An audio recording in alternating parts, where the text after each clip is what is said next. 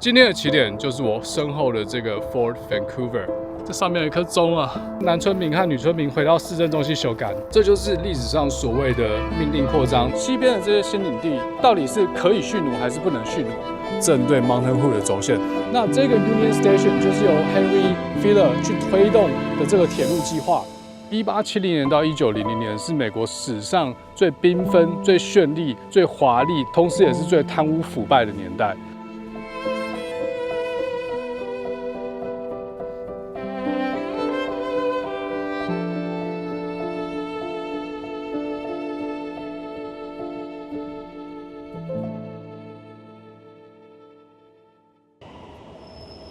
现在我在波特兰市中心哦。今天是 July 4th， 是一个 long weekend， 连续放3天。我不知道是因为今天是 long weekend， 还是波特兰市区平常假日也这么空。我记得我10年前来还蛮多人的。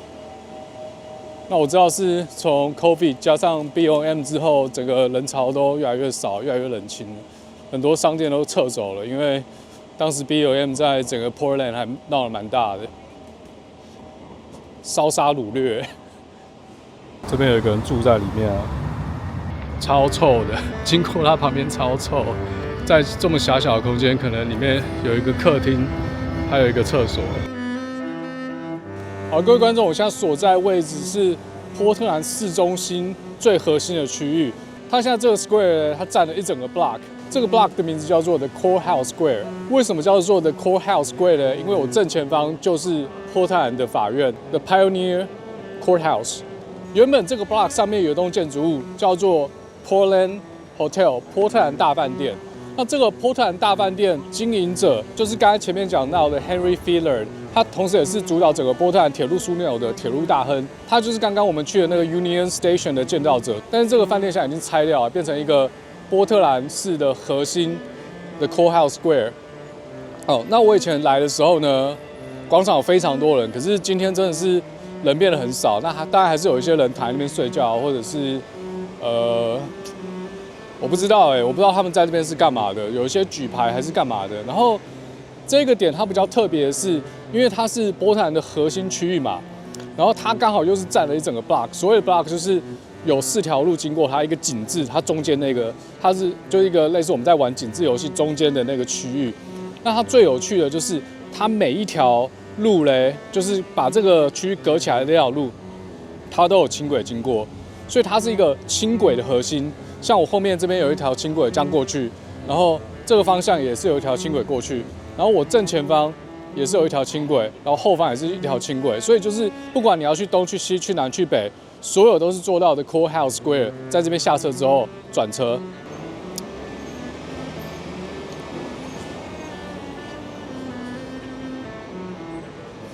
它这个波特兰市中心啊，它旁边以前都是 mall， 像刚刚这 The Courthouse 后面那栋红砖建筑就是 Nordstrom 的百货公司，那旁边还有这个 Pioneer Place， 它也是一个 shopping mall， 现在它还开着，不过大家可以看到人非常非常少，非常冷清。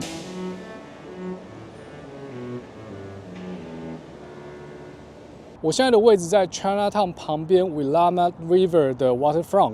那我现在身后的这个 Plaza 叫做 Japanese American Historical Plaza， 它主要在纪念2战的时候被迫迁移还有被迫住进集中营这些被剥夺自由的日裔美国人。大家知道日本偷袭珍珠港之后呢，美国对日本宣战。那当时美国，尤其是波特兰和西雅图这个地方，有非常多的日本人。那因为日本人不受排华法案的影响嘛，所以他们是有美国籍的。但是因为美日开战的原因呢，他们就被当成2等公民，因为有非常多人认为日裔美国人里面有非常多间谍。那波特兰就是全美第一个全面大规模驱逐日本人的城市。1942年的时候，波特兰的日本人也包括这附近的所有日本人被集中到过桥之后。那边有一个地方，现在已经没有了。那边有一个集中营，就现在大家前面可以看到有2根这样翘起来的地方。那边是现在波特兰的世贸中心。我第一次来波特兰就是去那边参加研讨会，就办在那2根啾下面的那个展场。那这2根展场在以前1942年日本人被驱逐的时候，就是日本人的集中营，他们就被迫迁徙到那边集中管理。那现在这2根啾啾旁边呢，在这个很漂亮的铁桥对面哦，大家有没有看到一个圆圆的建筑物？它是 Moda Center， 它以前的名字叫做 Rose Garden Center， 它就是波特兰拓荒者队的主场 ，NBA 拓荒者队的主场。好，那我们前面有这个很漂亮的铁桥哦，它可以走车和轻轨，那它就是连接了波特兰的东岸和西岸。那后来2战结束之后呢？美国政府也有跟这些被迫撤出家园，然后被集中管理的日本人道歉，因为其实这件事情是违宪的，但是因为战争原因呢，大家知道在战争的时候，什么事情都做得出来，不管是不是违宪，那一个国家为了生存下去，就会变得更极端。好，那很多基本人权的东西就没有那么重要了。所以在战后，美国政府为了要促进族群的多元呢，在1963年的时候建立了 Japanese Garden。那现在这个 Plaza 呢，是1990年由日裔美国人公民联盟推动建立的这个纪念广场。那其实呢，我刚才已经走过来，但是这个广场其实就这样啦，摆几颗石头。如果不讲的话，根本大家不会知道这边是一个纪念广场。哦，没什么好看的。只是为了跟你讲这段历史，所以我才来这边办，应该没有人会想要来。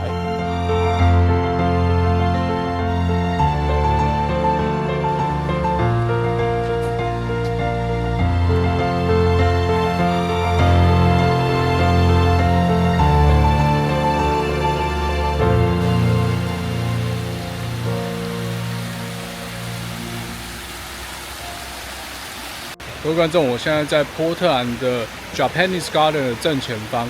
那这座日式庭园呢，它建于2战之后的1963年。当时新建这座日式庭园的目的，就是为了去平复当时2战造成的种族歧视。因为我们前面刚才说，日裔美国人在2战的时候被强迫迁出，把他们集中管理，甚至有很多老弱妇孺就直接死在了2战集中营。那也同时造成了当时的美国人对日本人的仇恨。那所以后来波特兰政府呢，为了做一个转型正义，重新去推广族群的多元融合，所以就建造了这一个 Japanese Garden。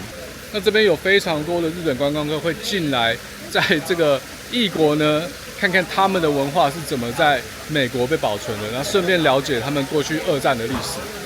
好，那这个日本庭园的对面呢，是波特兰的 Rose Garden， 它是波特兰一个最多人去参观的公共花园，就在它的对面。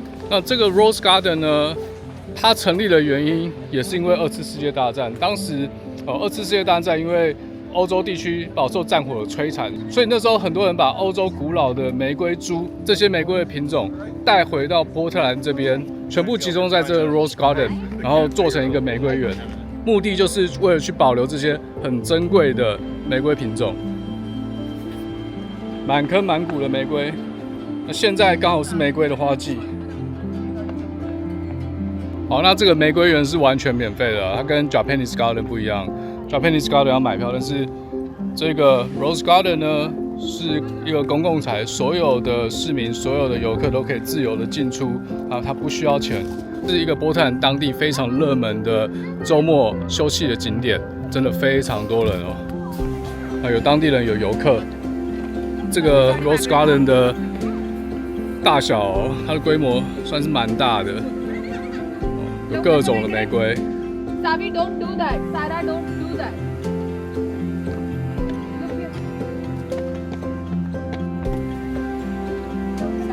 那我走在里面，旁边玫瑰的花香全部都可以飘了过来，各式各样的玫瑰香，真的很棒哦。那这个有爬藤类的玫瑰，你看开成这样，哇，开得非常非常的茂盛啊！看这个花。好几球花。那关于2战还有日裔美国人在2战遭受到的对待这段历史，我们就讲到这边，下一个点见。我现在在波特兰这一端 Willamette River 的 Waterfront， 那这个公园呢有非常多的人在那边走动，然后也慢慢的越来越多做生意的人出现了。那我前面的就是 Hawthorne Bridge， 它是全美保存最古老的垂直升降公路桥。这座 Hawthorne Bridge 它连接了 Willamette River 的东西两侧，建于1912年，因为当时的货物需求急剧的攀升，所以在 Willamette River 上面建了这座铁桥。那其实大家现在可以看到，整个威拉玛河是有好几条桥横跨了。那这座 Hawthorne Bridge 几乎可以算是最老的几座桥之一了。波特兰的兴盛是因为它的地理位置，它这个地理位置刚好是南北向的威拉玛河，还有东西向的哥伦比亚河的交界处。那哥伦比亚河一直往东可以走到蒙大拿，甚至可以一直走到达科他州那边，所以它是一个得天独厚的水运枢纽。现在浓浓的大麻味，因为旁边有一个Blues Festival 爵士音乐节，里面全部都是老人，可能年轻人已经不听爵士了，老人跟着音浪摇摆，超屌的一群老人。现在这个 Hawthorne Bridge 的旁边 Waterfront 的公园有一个爵士音乐节，全部都被围起来了，要买票才能进去，一张票好像要35块钱。全部都围起来，这边也不能下去了。大家可以看到我现在身后的这座铁桥了，我就站在它上面，它不在我身后，我站在这个铁桥上面。这座 Hawthorne Bridge 建于1910年，当时正值美国的进步时代。美国的进步时代刚好就是紧接我们前面所介绍的镀金时代。美国镀金时代是一个美国史上最贪腐的时代，有非常多不公不义、企业垄断、贪赃枉法的社会问题。所以进步时代刚好是对镀金时代的一个反思，做了非常多的社会改革。这个 Hawthorne Bridge 是美国目前现存最古老的垂直升降式公路桥。那当有大型船舶要通过的时候呢，我后面现在可以看到这个结构，它会被垂直拉起来，它会被垂直拉起来。那我们现在换个角度，那它要怎么拉嘞？大家可以看到这边有一个高塔，然后前面有另外一个高塔，前面有另外一个高塔，然后这个高塔前面呢，红色的地方，红色上面这里有一大块，这个是一大块的混凝土。那同样这边也有一块，大家可以看，我现在在它的正下方。那当有大型船舶要通过的时候呢，它就会靠这个滑轮，然后把中间我现在所在的位置这一段，把它垂直升降上去，垂直拉升110英尺，这样大型的船舶就可以借由这个垂直拉升制造出来的额外空间，通过这一座 Hawthorne Bridge。所以当时这座桥设计除了要考虑路面上行走的行人、马车、汽车，还有路面轻轨之外呢，它还要确保 Willamette River 上面的大型船舶能够通过这座铁桥。而且大家看到现在其实也没什么车，对不对？但其实在当时呢，这座桥是整个波特兰跨越 Willamette River 最繁忙的一条桥。今天刚好是7月10号 ，July 4th 是美国的国庆日，他们应该是在等今天晚上的国庆烟火。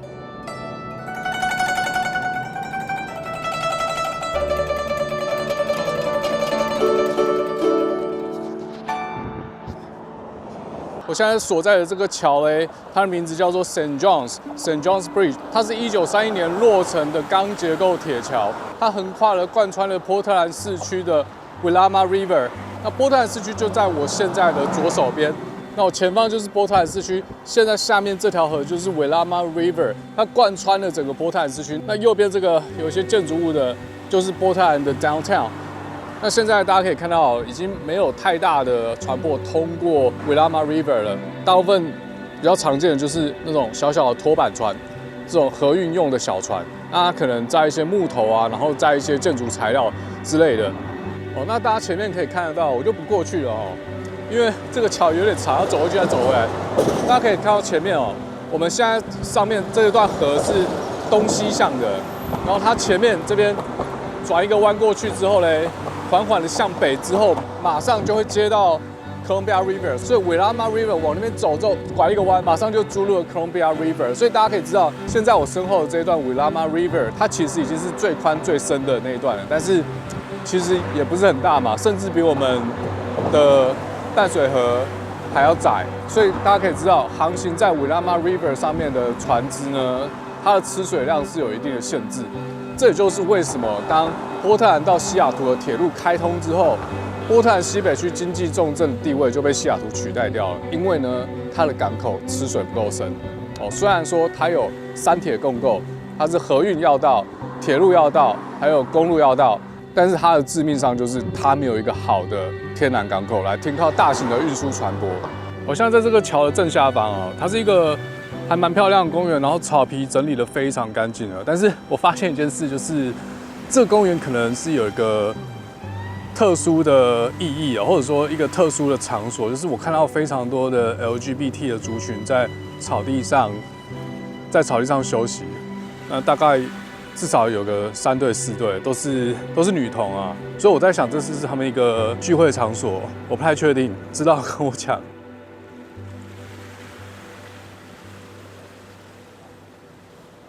好，来顺着历史嘞，顺着历史的洪流，我们来到了波特兰游客必来的地方，就是他们的 food court。古人也是要吃饭的，好不好？今天我们就来跟着古人吃饭，也不是古人啊。这个地方是波特兰一个非常有特色的地方，游客来波特兰就一定要来体验他们的 street food 文化。那我们就进去看看。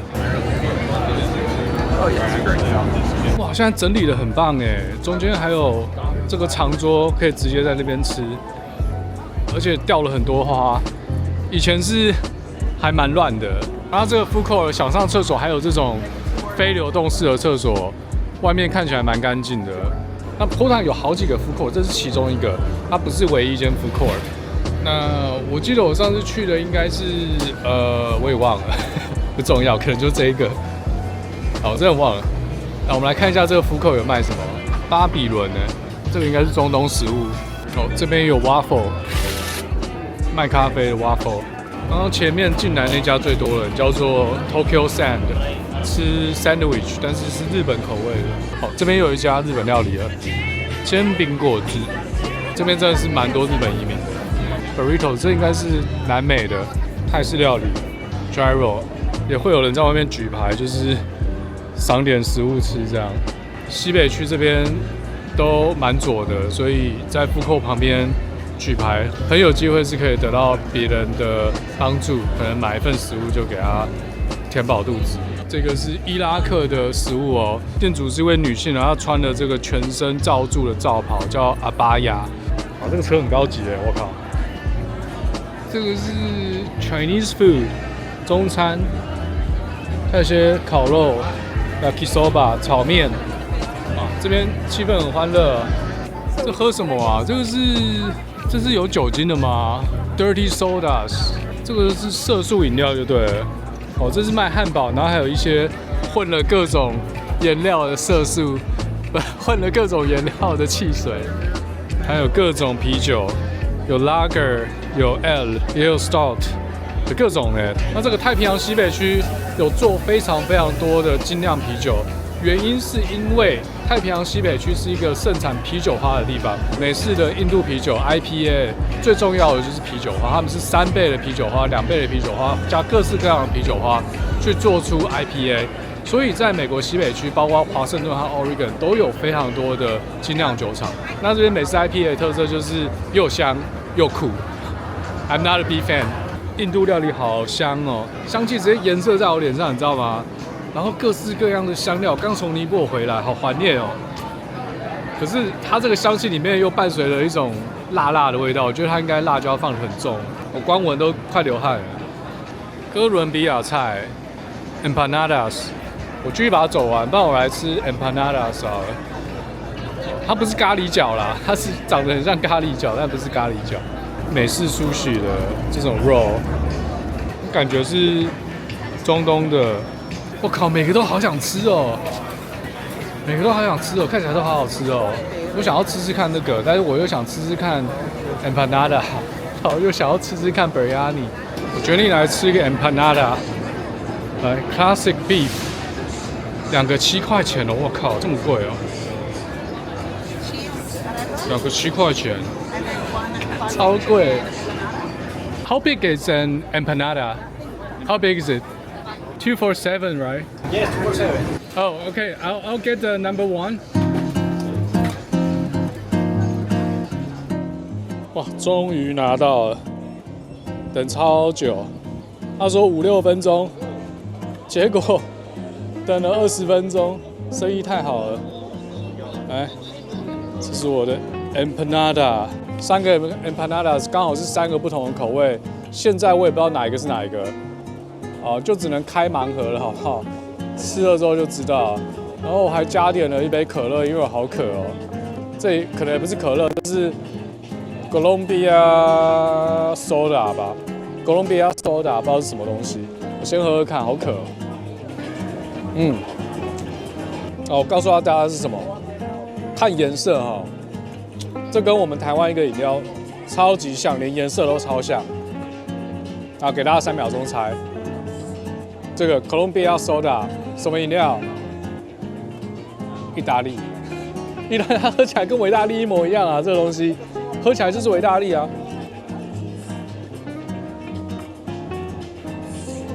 意大利，维大利，意大利，维大利，维大利。好，年轻人没看过这个广告，然后他有给这个酱哦，他说是辣酱。好了，我来沾沾看。然后3个口味，不知道哪一个是哪一个。先来吃这一个。这是鸡肉吗？来，观众也来一口，看看里面是什么。它的馅，外面炸得酥酥的，这是鸡肉。然后它的口感很像是墨西哥的 burrito 里面的那种手撕鸡，有点像我们鸡肉饭里面是这种手撕鸡，大家有没有看到？然后再配上外面这种 empanadas 的外壳，炸得很酥脆，然后它里面也不会很干，非常的多汁。我觉得很好吃哎，加这个辣酱，哇，好好吃哦。好，然后第2个，这个应该是牛肉了，我点了2种不同的牛肉，这个比较不一样，大家看里面的内馅，它这里面有 mashed potato， 再加上牛肉揉成的一种东西，哇，这个好烫哦。我比较喜欢刚才鸡肉那个，这好像是牛肉丝，我吃不出它的奥秘在哪。来，最后一个牛肉，这应该就是最经典的 classic beef， 还是刚才那个我也不知道，因为我没有吃过正宗 Colombia 的 empanada， 好烫哦，拿不住了，超烫。我真的不知道哪一个是经典哎，我等下可能再回去看一眼，因为2个都牛肉，只是一个有加 mashed potato， 一个没有。然后这个也是类似那种 beef shred 的，就变成这种肉丝，它把它撕成肉丝的一个 beef shred。一大块肉拉出来了，好烫好烫，好吃是好吃啊，可是它有个缺点，因为超卡牙齿的，超级卡牙齿。我最喜欢鸡肉，我最喜欢第1个。观众最后一口啊，我把它吃完了。好，那现在前面这个是 Tokyo Sand Sandwich， 观众先来一口好不好 ？Mr. Kazu 的 Sandwich Tokyo Sand， 整个food court里面最多人排队的。它的皮超脆的。皮超级脆，哇，好好吃哦！难怪这么多人排队，因为它这个鸡排的皮炸得很脆，所以让它搭配面包的口感变得很好。因为面包它是软软的，然后搭配这个脆脆的皮，肉呢又不会柴，非常的多汁。然后它那个酱料在沾这个皮上面，超好吃的，超好吃的这个，来大家再来一口，超级好吃。乌克兰最特别的文化就是他们有这个 food court 的文化，在一个小小的 block 里面呢，其实也不小，看东西还有这个用餐区，在这个 block 里面呢，有各式各样各地的料理，在一个地方你就可以吃到全世界的料理。像刚刚我走了一圈呢，有印度的料理，有南美，有阿根廷，有 Colombia， 有 Mexican， 有中东的，有这个希腊，有地中海的。有欧洲的 sandwich， 有亚洲的 Thai food， 有 Japanese sandwich， 有日本食物，有 Chinese cuisine， 各个国家的料理在同一个地方都可以吃到。所以如果跟朋友来的话，大家各点一道 ，share 这是一个超棒的体验，超棒的地方。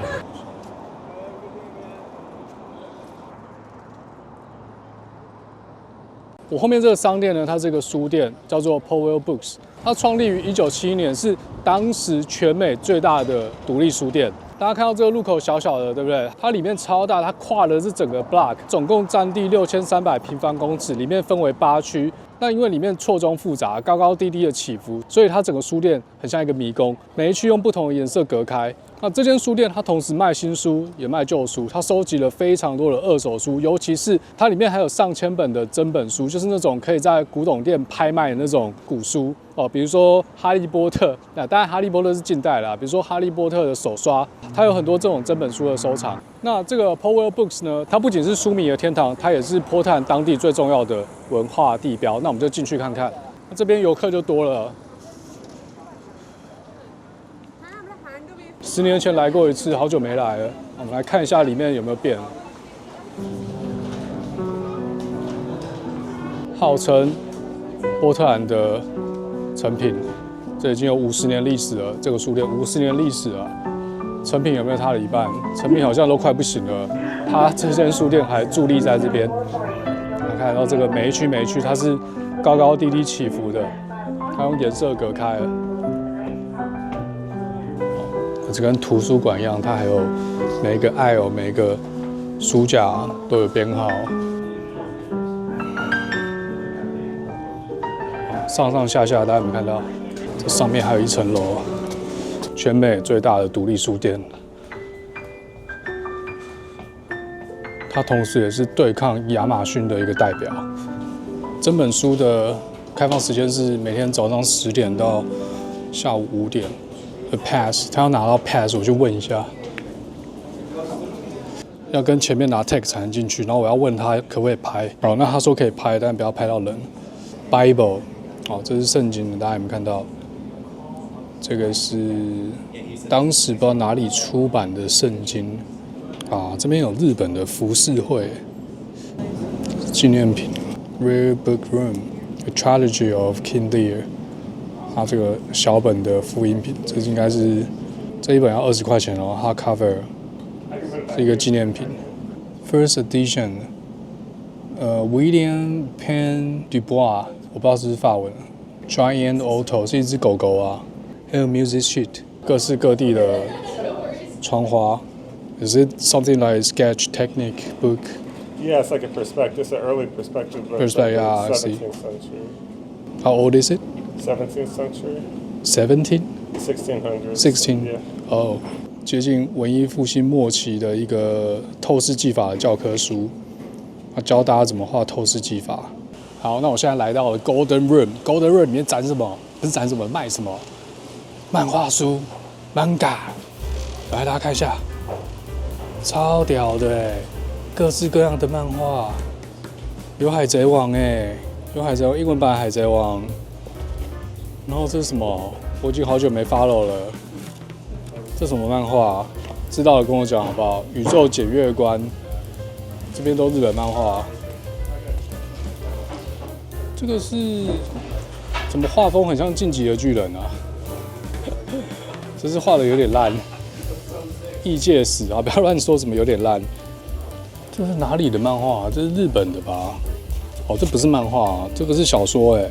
它这边叫做 graphic novels， 就是有图的 novels， 就是漫画嘛，靠腰哦。哎，干，这超屌！伊藤润二，大家有没有看到伊藤润二大本 Dragon Ball？ 这个是怎样啊？这个是 3 in 1， 3本单行本凑成1本大本的。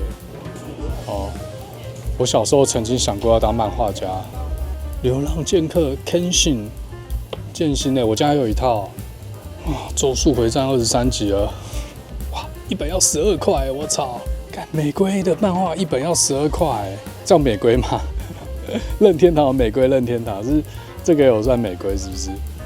一本要12块，我靠，太贵了吧！360块台币啊，没有，现在台币升值了，只剩300块台币了，300块台币一本哎，我操！台湾现在一本多少钱？我不知道，是要100了吗？好，知道的留言区跟我讲好不好？Hunter x Hunter 怎么没有晋级的巨人啊？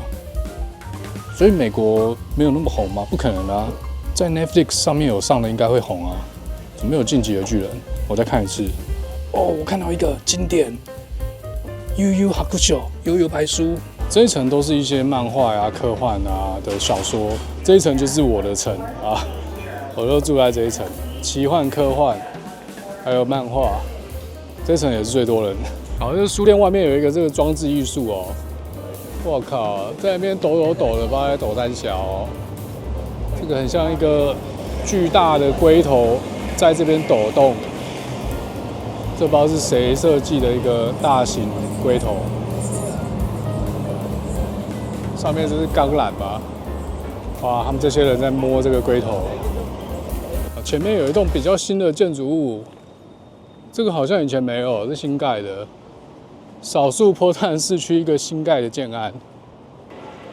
哇，这边前面是一个新的 food court 我刚刚去了传统的 food court， 然后这边是一个新的 food court， 还有葡萄酒。它这边有当地波特兰的 Pinot Barbecue Chicken 韩式的哦，然后还有港式料理。我不知道以前这栋建筑物以前是不是一个 food court， 我不知道。但是这边蛮新的，然后做一个开放式空间，还可以在中间的徒步去吃。前面就回到了 Core Square 了，前面是 The Core Square 旁边的 Nordstrom 的后面啊，又走回了 Downtown 的核心地道。我记得这边有一个苹果店，但忘了在哪了。这一集呢，我带大家从波特兰城市的起源地 Fort Vancouver 开始。美国的西进并不是单纯的开疆扩土，而是一场对身份、制度与道德的深刻挑战。而这座 Fort Vancouver 就在这个道德的边界上，静静地见证了这个共和国的诞生与撕裂、背叛与融合、繁荣与萧条。美国经历了200年，走到今日，成为了世界第1强权。今天是美国的第249次生日 ，July 4th， 美国独立纪念日。如果你喜欢我的频道，按赞、订阅、加分享。也喜欢旅游和历史的你 ，Alice 新手知识，我们下一集见。